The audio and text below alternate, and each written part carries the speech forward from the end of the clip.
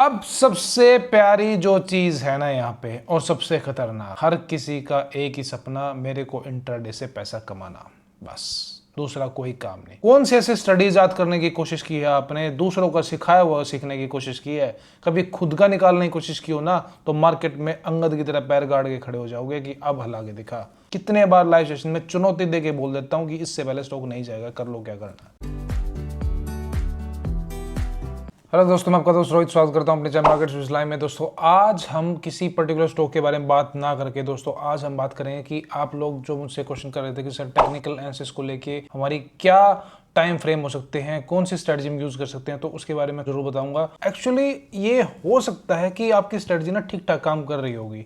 आज मैं आप लोगों को अपना वो एक्सपीरियंस शेयर करूंगा जिसमें ना शायद आप अपनी जिंदगी के पता नहीं कितने साल गवा दोगे। मैंने बहुत गवाए हैं और आप पूछोगे कितने, तो कम से कम भी मैंने भाई 8 से 9 साल जो मैंने इसमें बहुत अच्छे तरीके से बर्बाद किए हैं। आज जो भी आप इस वीडियो में सीखोगे, सबसे पहले आप बगैर पैसे लगाए उस चीज को आप आजमाना मार्केट में, आपको पूरी की पूरी सच्चाई नजर आ जाएगी। इंट्राडे ट्रेडर के लिए कौन सा टाइम फ्रेम बेस्ट हो सकता है, स्विंग ट्रेडर के लिए कौन सा, इन्वेस्टर के लिए कौन सा, और इससे सबसे बड़ी बात, और इनका एनालिसिस करना शुरू कैसे करें। दोस्तों ये जो सीक्रेट आप जो देखना चाह रहे हो ना, हर किसी का बहुत पर्टिकुलर अपना बनाया हुआ कोई रूल होता है, मैं सच बता रहा हूं आपको। और अगर वो रूल आपको पैसे दे रहा है ना, तो आपको बाजार में पड़ा हुआ या कोड़ियों के दाम वो रूल कभी नहीं मिलने वाला। ना ही कोई ऐसे सॉफ्टवेयर के चक्कर में कभी पड़ना जिंदगी में, क्योंकि सॉफ्टवेयर कभी काम नहीं करते हैं। सॉफ्टवेयर को ऑटोमेट तब किया जा सकता है जब कोई चीज मैनुअल चल रही हो। आपके पास चाहे कितना ही तेज सॉफ्टवेयर क्यों ना हो, नहीं काम करेगा। मैं बता रहा हूं, क्योंकि इतने फ्रिक्शन ऑफ सेकंड से निफ्टी, बैंक निफ्टी के प्राइसेस अप एंड डाउन होते हैं कि समझ में नहीं आता कि वो सॉफ्टवेयर इतना लैग करेगा कि आपके पर कच्चे उड़ा देगा, चाहे आपको उसको 1 सेकंड में क्यों ना कर लेना।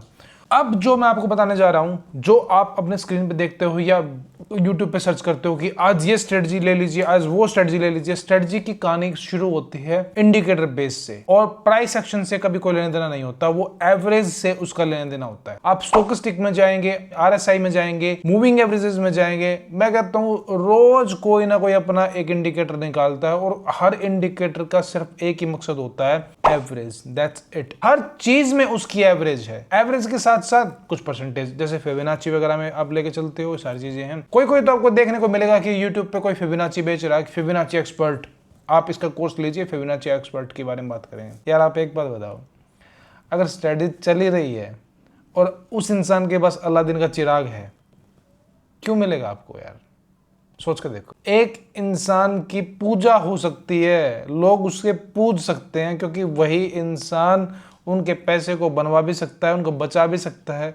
वो अपनी स्ट्रेटजी यहाँ पे आके क्यों देगा? लेकिन मैं अपने एक्सपीरियंस के हिसाब से बता रहा हूँ, जब शुरुआत मैंने की थी तो स्टोकेस्टिक RSI के चक्कर में मैं भी बहुत गंदा फंसा था और बहुत भारी भारी लॉस किया था इनके चक्कर में। जैसे स्टोकेस्टिक है, आपको देखने में अच्छा लगेगा, क्यों? क्योंकि वो रीपेंट हो जाता है। बैक टेस्टिंग करोगे सब कुछ ओके नजर आएगा, लेकिन एक्चुअल में जब मार्केट में करने जाओगे कुछ समझ में नहीं आएगा। कोई भी इंडिकेटर आप देख लेना मेरी बात को, जब आप बिल्कुल वोलेटाइल मार्केट में जब चलाओगे ना, वो ठीक ठीक रिपोर्ट देना शुरू कर देंगे, लेकिन जैसे ही मार्केट साइडवेज हुई, भाई साहब पैंट इतनी उतार देगा और इतनी पिटाई कर देगा, समझ में नहीं आएगा कि हो हुआ क्या है। आप देख लेना, स्टोकेस्टिक इतना उलझ जाता है, एक बार बाय एक बार सेल, एक बार बाय एक बार सेल, और सेल और बाय एवरेज से डिसाइड हो रहे हैं, ना कि पहले आपको चिल्ला के बता देगा हाँ भाई अब खरीद लो।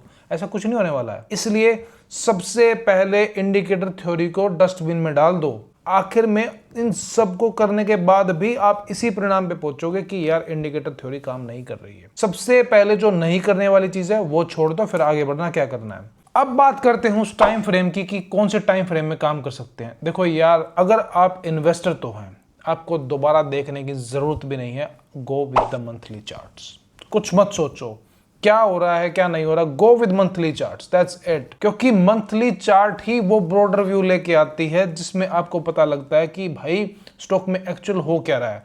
डे में तो ऊपर भी जाएगा नीचे भी जाएगा, और ट्रैपिंग हुई तो क्या करोगे? मंथली में जब तक कोई चीज पॉजिटिव नहीं है, वो चीज वीकली में, इंट्राडे में कुछ हासिल नहीं होगा आपको। जब तक कि आप मंथली चार्ट नहीं देखोगे, कुछ हासिल नहीं होने वाला आपको। दूसरी बात, कई जो दोस्त हैं वो पूछते हैं कि सर स्विंग ट्रेडर क्या करें। स्विंग ट्रेडर वालों के लिए वीकली ठीक ठाक है, मैं आपको बताऊं बात, वीकली में ठीक ठाक काम हो जाता है। इनको 2-3 हफ्ते 1 महीने के आसपास इनको रखना होता है या उससे थोड़ा सा ज़्यादा रखना होता है, तो वो ठीक ठाक अपना करके निकल सकते हैं स्विंग ट्रेडिंग के लिए। और फिर ठीक ठाक तरीका है। समहाउ आप बोल सकते हैं कि डे भी देख सकते हैं, क्योंकि डे में भी ठीक ठाक मूवमेंट मिल जाती है और उसके बाद आप थोड़े दिन के लिए होल्ड भी कर सकते हैं यदि आप स्टॉक्स में काम कर रहे हैं तो।